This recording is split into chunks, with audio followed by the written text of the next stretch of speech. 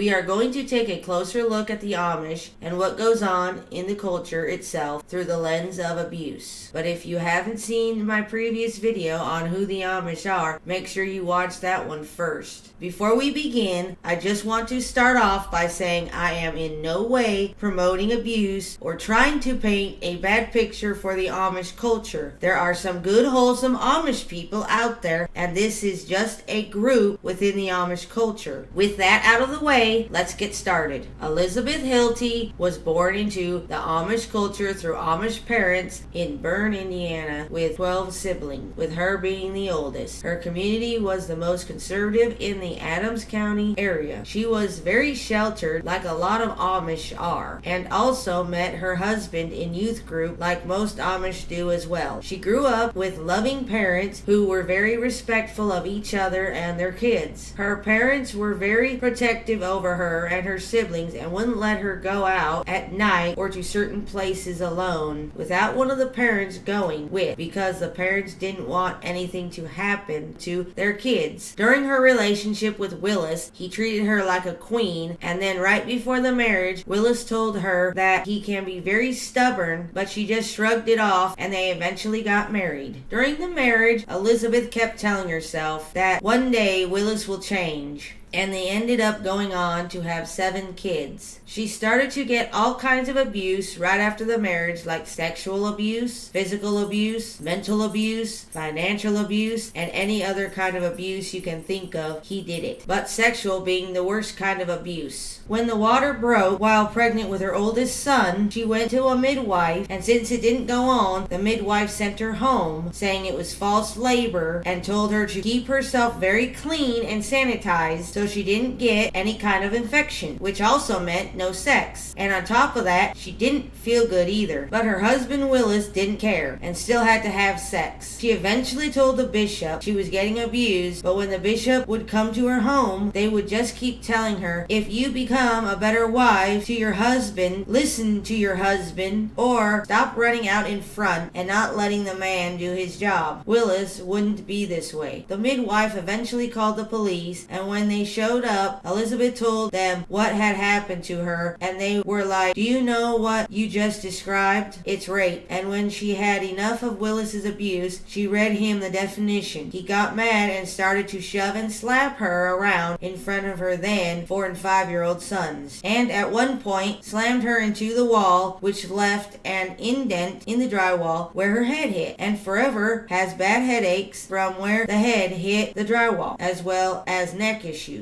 Willis got shunned shortly after this by the church for what he had done, but Elizabeth wasn't shunned yet and told her she knew what happened. The bishop was Willis's uncle, and because family was involved, they sided with each other. Each year, the abuse would seem to get worse, so Elizabeth started to educate herself through the domestic violence section of the local newspaper that would come in the mail. Eventually, a pair of Amish sent Rose, who was a therapist, to Elizabeth to hopefully help. Elizabeth's neighbor would let her use the phone at her place if Elizabeth needed to talk to Rose for 2 years and help her make sense of all the abuse, which eventually gave her the courage and support system she needed to leave her husband and the Amish community. Willis was eventually diagnosed with narcissism and antisocial personality disorder and convicted of rape. Elizabeth was shunned by her community, and it was eventually lifted over the years, with the bishop trying to get her to come back to the community and take back Willis. This is just one example of the abuse that goes on in the Amish culture. While Elizabeth's case was reported, there are also a lot of unreported cases as well, and the origins of the sexual abuse within the Amish communities are still shrouded in mystery, and many experts can only speculate, and many believe there are 3 key factors that lead to sexual abuse within the Amish communities. Factor 1, basic biology. A culture that shuns sex outside of marriage would be ripe for abuse within marriages. Factor 2, Amish families have been known to shun members who commit crimes such as murder or theft. They tend not to do so when it comes to sexual crimes such as rape or incest. Most Amish members turn a blind eye to abuse or other misconduct out of fear of being ostracized. And the third factor, most Amish children are homeschooled and learn the English language later in life, if at all. They may struggle to communicate with others about the experiences. Additionally, they are not all taught about what is right and wrong when it comes to their bodies and sexuality to understand that they are even being abused. Since most Amish people are very sheltered, they don't know what to look for, far as red flags when starting to date for the first time, or they may be getting abused for years with red flags and not notice there's anything wrong with what's going on. Abuse can spread within families and communities because of a variety of reasons. In many cases, for example, victims are made to feel responsible for their abuse and may not come forward even when situations become untenable. Additionally, abusers often exert control over the victims by threatening them with physical violence or economic ruin if they tell anyone about what has happened. And there is no such thing as reporting sexual abuse anonymously in most Amish communities. And this is why a lot of abuse goes unchecked in the Amish communities. Abuse within the Amish communities is a huge problem that needs to stop, and more resources and education should be given to the communities and members. And remember, if you have been abused, never feel ashamed for speaking out and getting help. You are not alone and not the victim. I will leave some information for help in the description below. If you like this video, then hit the subscribe button down below so you get notified when I put out new videos. I put out new videos every Tuesday at 2 p.m. This has been Lindsay signing off.